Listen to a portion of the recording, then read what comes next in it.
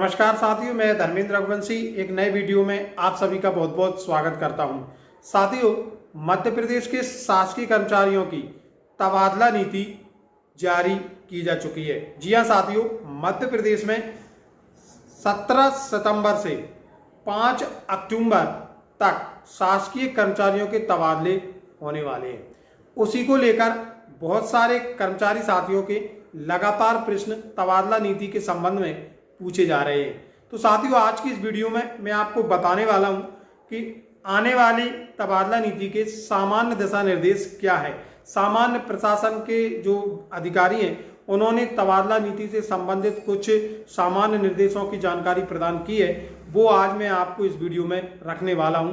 Video को आप अंत तक जरूर देखें। निश्चित रूप से वीडियो आपके लिए काफ़ी ज़्यादा इंफॉर्मेटिव होने वाला है। साथियों, सबसे पहले हम बात करें तो जो तबादला नीति है उसमें किसी भी संवर्ग के अधिकतम 20% तबादले ही किए जा सकेंगे।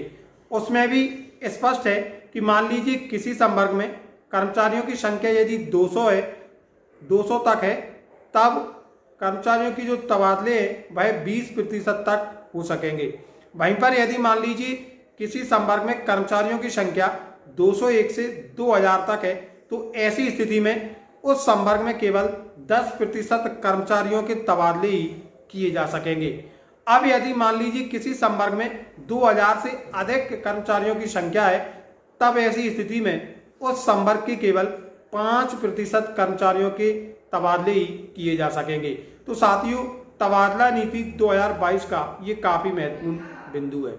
अब हम बात करें अगले बिंदु की, तो मैं आपको बता दूं, ऐसे कर्मचारी साथी जिनका तबादला जिले के अंदर ही होना है, तो जिले के अंदर होने वाले तबादलों के लिए कर्मचारी साथियों को प्रभारी मंत्री जी से अनुमोदन कराना अनिवार्य होगा। यानी कि जिले के अंदर प्रभारी मंत्री के अनुमोदन के उपरांत ही तबादले हो सकेंगे। वहीं यदि राज्य संवर्ग के जो अधिक कर्मचारी हैं उनके ट्रांसफर के लिए विभागीय मंत्री की अनुमोदन की आवश्यकता पड़ेगी। जी हाँ साथियों, यदि आप शिक्षा विभाग से हैं तो शिक्षा मंत्री के अनुमोदन की आवश्यकता पड़ेगी। यदि आप मान लीजिए स्वास्थ्य विभाग से हैं तो स्वास्थ्य मंत्री के अनुमोदन की आपको आवश्यकता पड़ने वाली है। यह राज्य संवर्ग के कर्मचारियों पर लागू होगा। अब हम बात करें अगले बिंदु की, तो ऐसे कर्मचारी साथी जो अनुसूचित विभाग से गैर अनुसूचित क्षेत्र में जाना चाहते हैं, तो उनके ट्रांसफर होने पर यदि संबंधित कर्मचारी के स्थान पर जब तक किसी अन्य विकल्प की नियुक्ति उसके पद पर नहीं हो जाती, तब तक उसका ट्रांसफर नहीं किया जाएगा। यानी कि मान लीजिए आप अनुसूचित क्षेत्र से गैर अनुसूचित क्षेत्र में जाना चाहते हैं, तो उसी स्थिति में आपका तबादला किया जाएगा जब तक कि आपके पद की पूर्ति न हो जाए। बात करें अब हम अगले बिंदु की, तो ऐसे कर्मचारी साथी जो जिले के बाहर पदस्थापना कराना चाहते हैं, तो इसमें भी मैं आपको बता दूं, ऐसे कर्मचारी साथी जिन्हें एक ही स्थान पर 3 वर्ष या उससे अधिक समय हो चुका है, तो प्राथमिकता के आधार पर उनके तबादले जिले से बाहर किए जाएंगे।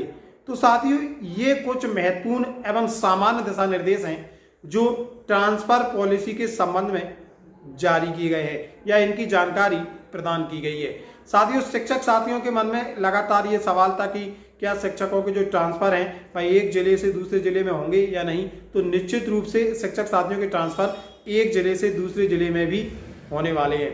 बहुत सारे शिक्षक साथियों का ये प्रश्न आ रहा था कि ऐसी खबरें आ रही हैं कि ये जो ट्रांसफर पॉलिसी है इसमें शिक्षकों को बाहर रखा जाएगा। देखिए, अभी तक ऐसी कोई भी जानकारी प्राप्त नहीं हुई है।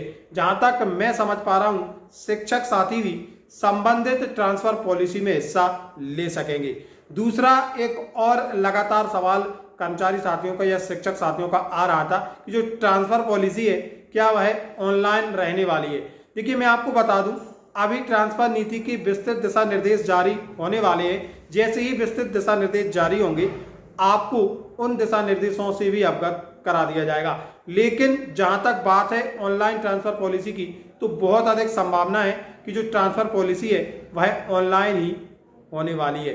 हालांकि यह सब जो ट्रांसफर पॉलिसी है उसके विस्तृत दिशा निर्देश आने के बाद ही क्लियर हो पाएगा। तो साथियों, ये थी आज की महत्वपूर्ण जानकारी जो कि कर्मचारियों की ट्रांसफर पॉलिसी से जुड़ी हुई थी। और आप भी यदि ट्रांसफर पॉलिसी से संबंधित महत्वपूर्ण एवं लेटेस्ट अपडेट अपने पास प्राप्त करना चाहते हैं तो आप हमसे जरूर जुड़ें, हमारे चैनल को सब्सक्राइब जरूर करें, क्योंकि हम आने वाले समय में ट्रांसफर पॉलिसी से संबंधित काफ़ी महत्वपूर्ण जानकारियां आपको प्रदान करने वाले हैं कि कैसे आप ट्रांसफर पॉलिसी में हिस्सा ले सकेंगे, उसका संपूर्ण प्रोसेस क्या रहेगा, वो ये सभी जानकारियां बारी बारी से आपको प्रदान की जाएंगी।